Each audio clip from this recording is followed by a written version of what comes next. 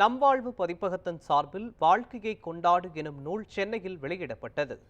சென்னை நுங்கம்பாக்கத்தில் உள்ள லயோலா கல்லூரியில் நம்வாழ்வு பதிப்பகத்தின் சார்பில் வாழ்க்கையை கொண்டாடு எனும் நூல் வெளியீட்டு விழா நடைபெற்றது. இதில் ஐஸ்டின் கல்வி குழும செயலாளர் ஆலடி எழில்வாணன் வரவேற்புரையாற்றினார். லயோலா கல்லூரி முதல்வர் லூயிஸ் ஆரோக்கியராஜ் மற்றும் கல்லூரி செயலாளர் ஜெயராஜ் ஆகியோர் தலைமை உரையை ஆற்றினர். எமரால்டு பதிப்பகம் நிறுவனர் கோ ஒளிவண்ணன் புத்தக மதிப்புரையாற்றினார். சிறப்பு அழைப்பாளராக கலந்து கொண்ட முனைவர் ஜெபமாலை இருதயராஜ் வாழ்க்கையை கொண்டாடு எனும் நூலை வெளியிட்டார்.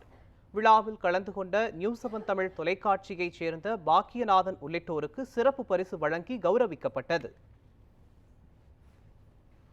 வாழ்க்கை என்பது மகிழ்வாக இருப்பதற்குத்தான்.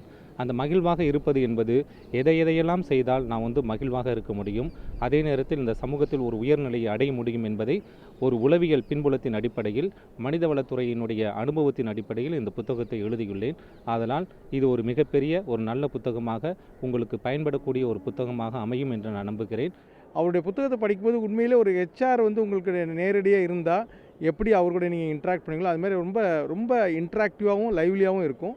அதே போல் ஹெச்ஆர் ப்ரொஃபஷனல் இருக்கவங்களா இருக்கட்டும், மற்ற ப்ரொஃபஷனலில் ஒர்க்கிங் ப்ரொஃபஷனலாக இருக்கவங்க எல்லாருக்குமே இந்த புத்தகம் ரொம்ப உபயோகமாக இருக்கும். ஒவ்வொரு தலைப்புகளுமே நம்ம வாழ்க்கையில் கொண்டாட வேண்டிய ஒரு தலைப்புகள்.